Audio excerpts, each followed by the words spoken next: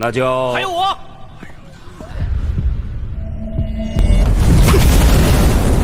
没有潜力。传说中的部分绝世奇才。我们解散阴谋，这就解散，求求你放过他吧！你给我记好了，我宰了你！不要！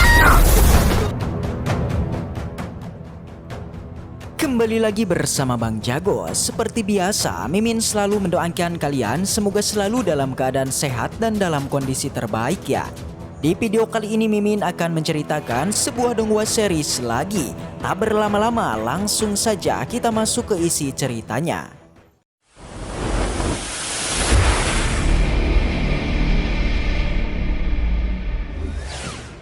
Setelah keluar dari reruntuhan kemarin, Cupang kemudian kembali ke kediamannya dan dia juga langsung melakukan kultivasinya.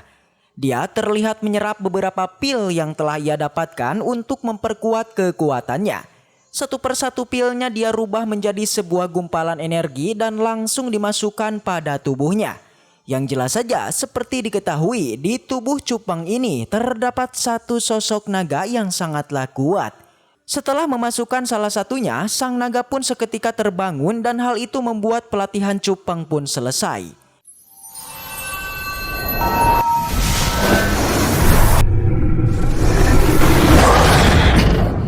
Pada saat ini Cupang nampak pesimis dengan peningkatan kekuatannya. Dikatakan kalau dirinya membutuhkan hingga 2000 manik roh untuk menerobos ke ranah Yuanu. Tentu saja pil sebanyak itu jelas bukanlah perkara mudah. Tapi kembali si Ratu lantas mencoba menyemangati Cupang. Meskipun ranah tersebut masih jauh dari seorang master, setidaknya menurut si putri Cupang sudah berusaha dan harus tetap bekerja keras. Karena untuk menjadi kuat itu tidak bisa dilakukan dengan waktu singkat saja, yang mana dibutuhkan perjuangan dan kesabaran untuk mencapainya. Namun kembali, Cupang malah mengejek si putri yang dia tidak menyangka sosok yang berada di tubuhnya dan selalu berbicara dengannya itu adalah sebuah telur belaga.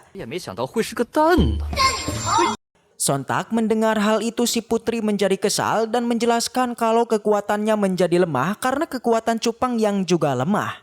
Jadi singkatnya, kekuatan si putri akan meningkat seiring dengan kekuatan Cupang yang juga meningkat. Alih-alih merasa senang, si Cupang malah mengingat kalau hal itu seperti menjijikan di mata dirinya. Karena dia tak menyangka kalau sebenarnya tubuhnya sudah memiliki ikatan dengan sebuah telur. Setelah obrolan itu Cupang kemudian keluar karena hari ini merupakan hari di mana semua murid Sekte Qinglong itu akan mengetes bakat tiap muridnya. Di mana pengetesan ini merupakan ujian bagi semua murid untuk memasuki murid inti Sekte Qinglong. Di mana jika Cupang berhasil, dia akan kembali dulu ke kota kelahirannya untuk mencari tahu sesuatu yang masih menjadi misteri. Singkat cerita, semua murid terlihat mulai berdatangan untuk memasuki sebuah ruangan ujian tes kekuatan. Di mana setiap murid dihadapkan dengan sebuah monumen besar yang itulah merupakan alat untuk pengetesannya. Tak peduli asal-usulnya, tak peduli rasnya, tak peduli usianya, selama murid itu mampu memperlihatkan bakatnya, maka dia akan dijadikan seorang murid dalam di Sekte Qinglong. Seorang tetua kemudian menanyakan siapakah yang akan melakukan tes terlebih dulu. Langsung saja salah satu murid pun mengangkat tangan dan langsung menuju pada monumen itu untuk mengetes bakatnya. Sumai menjelaskan kepada Cupang mengenai batu pilar yang ada di depannya, merupakan sebuah batu yang bisa menguji bakat dari seseorang, di mana para murid hanya perlu meletakkan tangannya dan mengeluarkan semua energi spiritual ke dalam batu itu.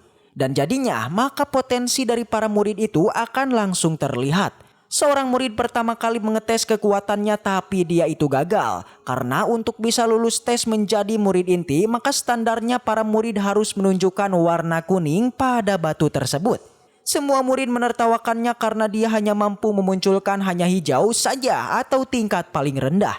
Dilanjutkan dengan Bailong yang dia menunjukkan bakat berwarna kuning yang dengan itulah ia pun bisa lulus.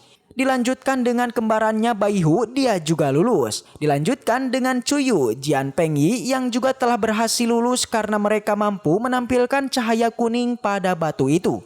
Cuyang penasaran mengenai penilaian tertinggi dari batu ini. Bailing menjawabnya, tingkatan tertinggi ujian ini itu berwarna merah, yang mana pada Sekte Qinglong hanya ada 2 murid yang mampu menampilkan warna merah itu. Yang salah satu diantaranya adalah Gong Luyun. 吴真淘汰。成绩通过。 Di saat yang sama kini giliran Sumei. Awalnya dia merasa pesimis dengan penilaiannya, namun akhirnya ia pun menjadi senang karena warna yang ditampilkan itu juga berwarna kuning. Sumei, 你行的。苏梅通过。 Singkat cerita, semua murid pun telah menguji bakatnya masing-masing dan kini tersisa tinggallah Cupang yang dengan pedenya ia segera maju untuk mengetesnya. 那就 Semua orang begitu meremehkannya, namun Cuyang tidaklah menghiraukannya dan langsung menuju ke batu itu serta langsung mengeluarkan semua energi spiritualnya. Namun ya, apa yang terjadi? Setelah mengeluarkan energi spiritualnya, ternyata di sana tidak ada pergerakan pada batu monumen itu. Membuat semua orang pun meremehkannya dan sang tetua mengatakan kalau Cupang tidak memiliki potensi. 没有潜力。 Cupang ternyata tidak memunculkan warna apapun pada batu itu. Membuat sang tetua pun kemudian mengakhiri pengujian ini dan menyuruh semua orang untuk segera pergi dan berkumpul untuk melakukan kompetisi. Namun ternyata semua orang tidak menyadari kalau ternyata Cupang ini telah mengaktifkan sebuah bakat legendaris yang itu. Ditampilkan batu pilar ini memunculkan sebuah warna biru dari puncak pilar. Momen ini ternyata sedang disaksikan oleh kedua panatua Sekte Qinglong. Mereka sangat tidak menyangka kalau Cupang ini telah mengaktifkan sebuah bakat tertinggi yang selama ini tidak terjadi di Sekte Qinglong. Karena bertahun-tahun Sekte Qinglong hanyalah memunculkan bakat para murid sampai berwarna merah saja. 传说中的部分， 少一人能够激活吧？ 绝世奇才。 Singkat cerita, semua murid sudah berkumpul pada sebuah lapangan. Mereka terus saja menggosipi Cupang yang tidak mempunyai sebuah bakat. Sumei mencoba menghiburnya guys, yaitu dengan mengatakan kalau Cupang bukanlah orang yang lemah, yang mungkin saja batu pilar tersebut sudahlah rusak. 也许是测试时出了毛病吗？ Di sela obrolan mereka di sana kemudian datang murid inti Sekte Qinglong yang adalah Gong Luyun. 公路云师兄驾到！ Semua murid menghormatinya tapi tidak dengan Cupang. Dia hanya berdiri memperhatikan kesombongan dari Gong Luyun yang tentu saja si Cupang sangatlah kesal. Kedatangannya langsung saja memberikan semacam motivasi pada semua murid. Tapi seketika hal itu dihentikan karena dia melihat adanya sesuatu yang janggal pada si Sumei. Yang ternyata itu berupa sebuah token. 更大的，这是什么？ Gong Luyun menanyakan benda apa yang dipakai oleh Sumei ini. Sumei mengatakan kalau itu merupakan lambang dari aliansi mereka, yaitu aliansi sayap. Mendengar itu langsung saja Gong Luyun memarahinya karena di Sekte Qinglong itu tidak diperbolehkan untuk membuat sebuah paksi ataupun kelompok. Yang ada mereka harus memiliki satu kelompok, yaitu Sekte Qinglong. 拉帮结派，禁止组建同盟吗？ Cupang tentu ia tidak terima. Dia bahkan mengatakan kalau dia tidak mau tunduk pada Gong Luyun. Dan ya, setelah kata-kata itu keluar langsung saja Gong Luyun menyerangnya. Dan dengan hanya satu gerakan saja, si Cupang sudah tak dapat berkutik lagi. 所以我们都应该效忠于你。 Tentu kekuatan dari Gong Luyun ini sangatlah kuat. Meskipun Cupang sempat mencoba menahan serangannya, tapi tetap saja kekuatannya masihlah belum cukup untuk melawannya. Beruntung di saat Gong Luyun akan mengakhirinya, tiba-tiba muncul seorang tetua dari Sekte Qinglong. Semua orang begitu terkejut dengan kemunculan tetua ini yang sangatlah jarang untuk keluar. Tapi demi Cupang dia ini keluar untuk menyelamatkannya. 说实话，我一直很欣赏。 我们解散阴谋，这就解散，求求你放过他吧！ 你给我记好了。 不要打了，现在还不是他的对手。 打赢你！ 不要！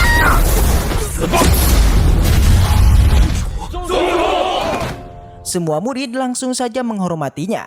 Di sana sang tetua mengingatkan Gong Luyun kalau dia sudah melakukan hal yang memalukan, yaitu berniat untuk membunuh seorang murid junior. 老夫得朝你要一个解释。 Gong Luyun seperti tidak terima, dia kemudian menceritakan kekesalannya kepada Cupang yang bukan tidak hanya ini.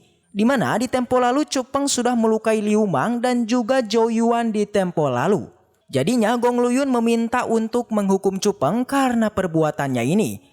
难道不能对他进行责罚？ Namun permintaan itu seperti tidak dihiraukan oleh sang tetua. Dia ternyata sudah tahu kelakuan dari Liu Mang dan Zhou Yuan. Bahkan ketika Cupeng dulu tidak bertindak, maka dia sendiri sebenarnya juga akan menghukum mereka. Mendengar hal itu, Gong Luyun kemudian menyimpulkan kalau sang tetua ini sebenarnya selalu melindungi si Cupeng.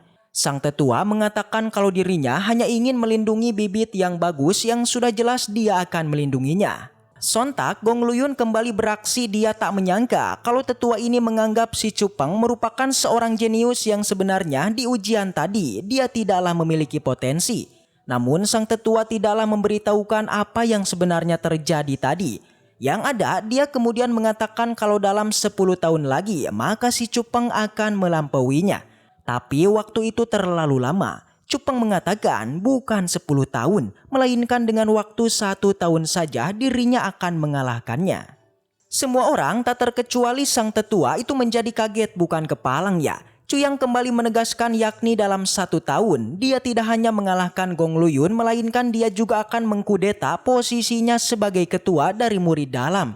Mendengar itu, Gong Luyun pun seketika kembali menegaskan jika hari ini mereka berdua sudah melakukan sebuah perjanjian, yakni dalam waktu 1 tahun mereka akan melakukan pertarungan yang mana jika Cupeng berhasil menahan 3 serangannya, maka dia berjanji dia akan pergi dari Sekte Qinglong. Yang bahkan sebelum pergi Gong Luyun mengatakan kalau dia akan membantai Cupeng.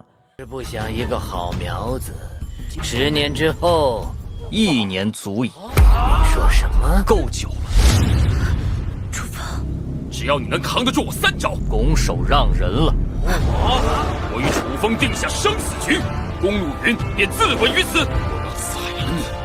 Sang tetua kembali menanyakan mengenai keyakinan dari si Cupeng. Dia mengingatkan kalau Gong Luyun itu sudah mencapai ranah Xuanwu. Dengan sangat tenang, Cupeng mengangguk yang membuat sang tetua hanya bisa pasrah dan menunggu di mana waktu pertarungannya akan tiba. 把我在1年之内超过公路云，好自为之吧。 Setelah itu Cupeng kemudian pergi dan di perjalanan ia masih penasaran dengan pengalaman hidupnya selama ini. Artinya Cupeng sangat penasaran dengan kehidupannya di waktu kecil. Karena setiap kali ia bertanya pada sang ayah, maka di sanalah sang ayah langsung memarahinya yang tentu saja hal itu membuat Cupeng sedikit merasa penasaran dengan waktu kecilnya. Di saat yang sama kemudian muncul Sumei yang meminta agar 10 hari dari sekarang Cupeng harus pergi ke kediamannya. Karena waktu itu akan diadakan sebuah acara ulang tahun dirinya. Setelah itu Cupeng kemudian berniat untuk kembali bertemu dengan sang ayah. 你一定要到朱雀城来找我，10天之后早点来啊！ Dia kemudian langsung bertemu dengan ayahnya yang tak disangka Cupeng kemudian menanyakan mengenai orang tua kandung aslinya. Dari sini ada fakta menarik guys. Ternyata si Cupeng ini bukanlah berasal dari keluarga Chu. Dan hal itu berkaitan dengan seorang pria kemarin yang pernah menolong Cupeng saat di reruntuhan. Dia menceritakan mengenai Cupeng yang sebenarnya bukanlah anak kandungnya, melainkan seorang anak yang telah dititipkan oleh pria gembel kepada dirinya. Dan setelah memberikan bayi itu, pria tersebut menjadi ketakutan dan langsung pergi dari sana. Dan apa yang terjadi? Setelah menceritakan semua itu, tiba-tiba sang ayah menjadi pingsan. 是不是姓楚？这是一个劲儿的问我是否姓楚，并命我将你养大。我想错了，你儿子很好，他就跑掉了。 Cupeng kemudian melihat adanya seseorang yang di luar rumah. Dia mengaku seorang praktisi bernama Zhuge Liuyun yang merupakan tetua dari Sekte Qinglong yang tadi melihat bakat dari Cupeng. Dan setelah itu, waduh, bersambung. Baiklah, mungkin segitu aja untuk pembahasan kali ini. Dan semoga kita selalu diberikan kesehatan untuk mengawal donghua ini.